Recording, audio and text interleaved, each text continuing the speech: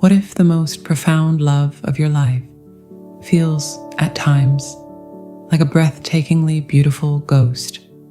You know the one, the connection that echoes in your bones, a silent symphony that plays just for you, yet when you turn to the man who holds the other half of the score, he seems distant, grounded in some reality you can't quite touch. You feel the pull in your soul, a magnetic north that always points to him. But his exterior world is all calm logic, steady focus, and a silence so deep you could drown in it. It's enough to make you question your own sanity, isn't it? To wonder if you've simply imagined the entire cosmic dance because he isn't mirroring your emotional fireworks. But what if you haven't? What if his stillness isn't a void, but a different dimension of devotion altogether? What if the love of the divine masculine isn't measured in the words he speaks, but in the sacred, silent architecture he is building in the unseen? The truth is, his soul speaks a language of foundation and form, not just feeling. While you are composing poetry in your heart, he is writing blueprints. While you are navigating the ocean of emotion, he is ensuring the ship he's building for you both is seaworthy. This disconnect isn't a sign you're wrong. It's a sign you're on the precipice of understanding a love so secure, so intentionally constructed that it's designed to last forever. This isn't about a man who is afraid to feel. This is about a man who feels so deeply that his entire being must reorganize to create a container solid enough to hold it. He is not refusing to give you a flower. He is patiently, relentlessly tilling the entire field so that an entire garden can bloom for a lifetime. The silence you perceive as a wall is actually the sound of his sacred labor. And if you listen closely with the ears of your spirit, you might just hear the future being built, ready to learn the secret language of his silent love.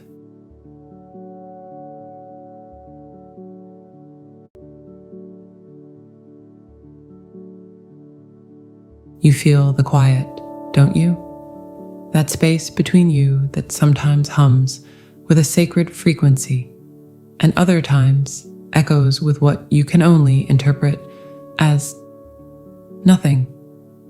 And your beautiful feeling heart, the heart of the divine feminine, translates that nothing into a story of abandonment. What if I told you you're reading the wrong map? What if his silence isn't a void, but the most crowded, chaotic, and sacred place he has ever been? Let's pull back the veil. Imagine a man, not just any man, but a soul who has built his entire identity on being the pillar, the fixer, the one who does. His sense of self is a fortress constructed of logic, achievement, and a quiet, relentless responsibility. Then your energy, this connection, doesn't just knock on the door of his fortress. It doesn't even bother with the door. It passes straight through the walls like a ghost, like a frequency that recognizes its own home, and it begins to resonate with everything inside him that is not stone, everything that is real. And the first thing it touches is the scaffolding he mistakenly thought was his spine, his ego. This is where the real drama begins, and it's a one-man show, performed in the most private theater of his being. This isn't him needing space to think about you or the relationship. Goodness, no. That would be too simple, too small for the cosmic scale of this thing. This is a total systems overload. The love he feels, a love so vast and unfamiliar, it can't be processed by his existing emotional software, triggers a silent, internal emergency shutdown. He isn't pulling away from you. He is pulling the emergency brake on himself. His entire internal operating system, the one that says, be strong, be in control, have the answers, is flashing critical error in blazing red letters. He has entered what I call the spiritual chrysalis. Think of it like this. A caterpillar doesn't just grow wings. It doesn't just become a butterfly through gradual change. No, it first dissolves. It enters a gooey, formless, chaotic soup inside the chrysalis, where every single structure of its caterpillar self breaks down into its essential components. From the outside, it looks like nothing is happening. It looks dormant, still, perhaps even dead. But inside, it is a riot of transformation. It is becoming something entirely new, from the ground up, using the raw materials of its old self. That is his silence. He has dissolved into his own spiritual goo. The love he feels for you is the catalyst that initiated this sacred deconstruction. He is not cold. He is in the fire of transformation. He is not distant. He is so deeply immersed in the wreckage and wonder of his own soul that he has temporarily lost the ability to communicate in a language you would understand. His soul is speaking the ancient, silent tongue of rebirth. He is confronting lifetimes of conditioning that to be a man is to be unmoved, to provide, to protect, to know. And in your reflection, he sees that he does not know. He cannot protect against this. He is profoundly, utterly moved. His entire paradigm is shattered. So he goes quiet, not to hurt you, but to save you both, because he knows, on a soul level, that the man he was could never truly hold the goddess that you are. He is not abandoning the connection. He is building the man who can sustain it. He is in the monastery of his own soul, on his knees, deconstructing every brick of the fortress, so that when he emerges, there is no wall between you, just an open field and a man who is finally real. You wonder what he's doing in there? He's meeting the parts of himself he locked away, the vulnerability, the tenderness, the fear, the profound need to be held. He is learning for the first time how to feel without a plan. And let me be perfectly humanly honest with you. It's terrifying for him. It's messy. It's the hardest work he will ever do. So the next time you feel that silence, I want you to try a different thought. Don't think, he has left me. Think, he is fighting for us in the only way he knows how right now, by first winning the war within himself. Send that silent, gooey chrysalis a little smile, a wave of compassion. Trust the process. The man who emerges from that sacred demolition will not be the man who entered. He will be integrated, whole, and ready. And you know what the most fascinating part of this entire alchemical process is? It has a finish line. There are tangible, undeniable signs when this internal revolution is complete, and he begins to step back into the world, ready for union. But that is a conversation for another time. The silence, you see, was never the end of the story. It was only the most important chapter.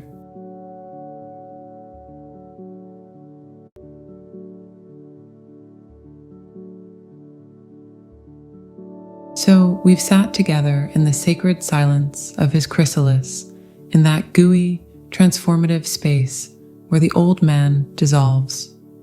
It's a powerful, inward-focused process. But nature abhors a vacuum, beautiful soul, and the energy of creation must flow outward eventually. It has to become something, and this is where we witness one of the most profoundly misunderstood signs of his devotion, a sign that looks, to the untrained eye, suspiciously, like he's just busy. While you are in the ocean, feeling the waves of connection, the ecstatic highs and the soul-shaking lows, he is often on the shore. And he's not just sunbathing. He's surveying the land. He's checking the tides. He's drawing up blueprints. Let's talk about the architect of sacred space. You see, the divine masculine soul speaks the language of structure, of foundation, of container. His love isn't just a feeling. It's a verb that means to make safe, to make real, to make lasting. When that twin flame lightning bolt strikes him, it doesn't just shatter his ego. It downloads a cosmic blueprint into his very being. And his first primal instinct is not to write you a love poem, though that may come later, but to ensure the ground beneath your feet won't crack when you both finally stand on it together. This is why he seems to retreat into doing. He's suddenly obsessed with getting his finances in order. He's cleaning his apartment with a newfound reverence. He's pouring himself into his work with a ferocious focus that can feel from the outside like he's chosen his career over you. But that's the illusion. The reality is far more beautiful. He is building the cathedral for your love before he even dares to invite you in for the ceremony. Think of it this way. You carry the sacred frequency of home within you. Your very energy is the essence of the love he's yearning for. He feels that, and his soul, in its masculine wisdom, understands that such a high vibration energy cannot land permanently in a chaotic, unstable, or unworthy reality. It would be like trying to house a priceless ancient tapestry in a shed with a leaky roof. The love would be damaged, diluted, by an environment that couldn't honor its fragility and its power. So he gets to work. He is, often unconsciously, fortifying the container. His drive for a better job isn't about ego. It's about creating a stable platform, a financial altar upon which your shared life can be built without the stress that crushes ordinary relationships. His focus on creating a beautiful, orderly home isn't a superficial hobby. It's him physically manifesting a sanctuary, a protected, energetic field where your shared soul can finally relax and just be. He's literally, brick by brick, prayer by prayer, building a world that is worthy of you. And this isn't just practical, it's deeply energetic.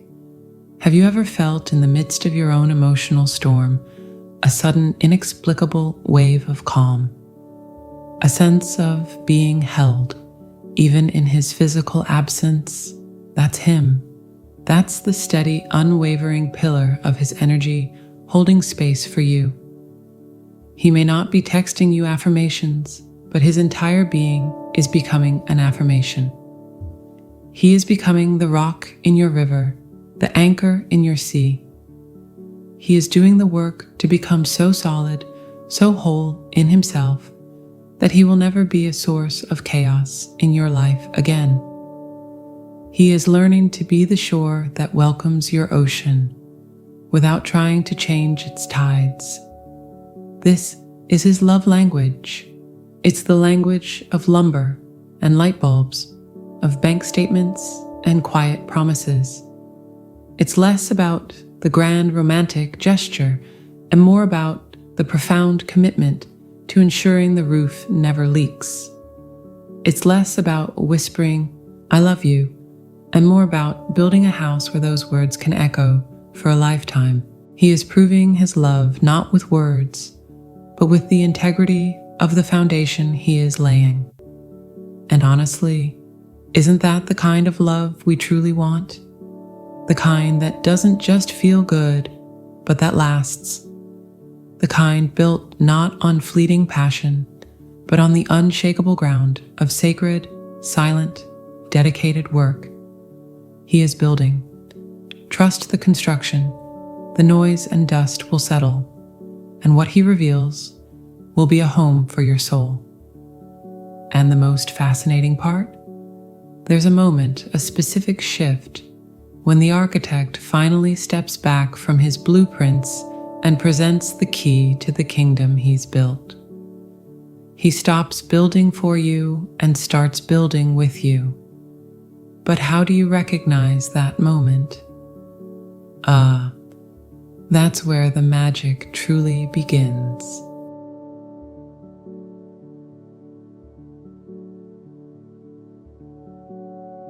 And so, here we are.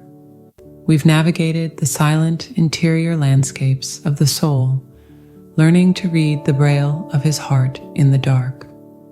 We've deciphered the language of his quiet labors, understanding that the most profound love stories are often written not in ink, but in the sweat and intention of building a future. But now, darling soul, we arrive at the most breathtaking vista of all, the moment when the work is done and the being begins. This is not an ending. This is the grand overture. Forget the fairy tales that end with a kiss. They got it backwards. The kiss, the union, the coming together, that's not the finale. It's the magnificent beginning of a composition so complex and beautiful it defies all human script. You have been in the practice room, each of you, mastering your own instrument. You, learning the fluid, intuitive melodies of your heart. Him, mastering the steady, resonant rhythm of his purpose. You have each been learning to play your own soul's song, alone, until you became a virtuoso in your own right. And then, one day, you realize the silence between you is no longer a void to be feared, but the sacred pause between movements in a symphony. It's the breath the music takes before it swells into something even more glorious. Union is not two halves clumsily clicking together, desperate to feel complete. No, that's a children's game. This is the meeting of two sovereign, whole universes at the border of a new creation. It is the conscious, awe-inspiring choice to share your already complete kingdom with another complete kingdom, and to watch dumbfounded as the borders dissolve and a new expanded territory of the Spirit is born. He is not your missing piece. He is the mirror who shows you the breathtaking wholeness you already possessed, and then asks, "What shall we create with all this abundance?" When he emerges from his seclusion and stands before you, grounded in the man he has rebuilt, and you stand before him, radiant in the woman you have always been, something magical happens. The seeking stops. The frantic energy of when, how, why simply evaporates, like morning mist under a sun you both now share. What replaces it is a profound, unshakable knowing, a quiet partnership, a shared frequency. It feels less like a dramatic reunion and more like coming home to a home you both built with your separate hands, without ever having seen the same blueprint. You just knew. The love you feel then is not a fragile thing. It is not the desperate, clingy vine that needs a wall to survive. It is like two great, ancient trees that have grown side by side, their roots entwined deep beneath the surface, supporting each other invisibly while their branches reach for the sun in their own unique directions. You provide shelter for one another without blocking the light. This is the secret they don't tell you. The divine dance wasn't about the chase. It was about the calibration. It was about each of you doing your own profound homework so that when you finally came together, you could write in ink, not pencil. You could build in stone, not sand. The journey wasn't to make you whole. It was to make you ready. Ready to handle the magnificent, terrifying, glorious responsibility of a love that is both human and divine, both earthly and eternal. So you see every moment of uncertainty, every silent prayer sent into the void, every tear shed and every lesson learned. It was all leading here, to this potential, to this probability, to this quiet, powerful knowing that it was real all along, and that the universe was not torturing you, but training you for a love so deep, so steady, and so real that it will feel finally like your own heartbeat. You are not waiting for a missing piece. You are preparing to meet your counterpart, and the music you will make together, well, that is a song the world is waiting to hear. And the most beautiful part? This symphony is just movement 1. The next movement explores the unique, co-created magic that begins the moment you both realize the seeking is over and the real creating can finally begin.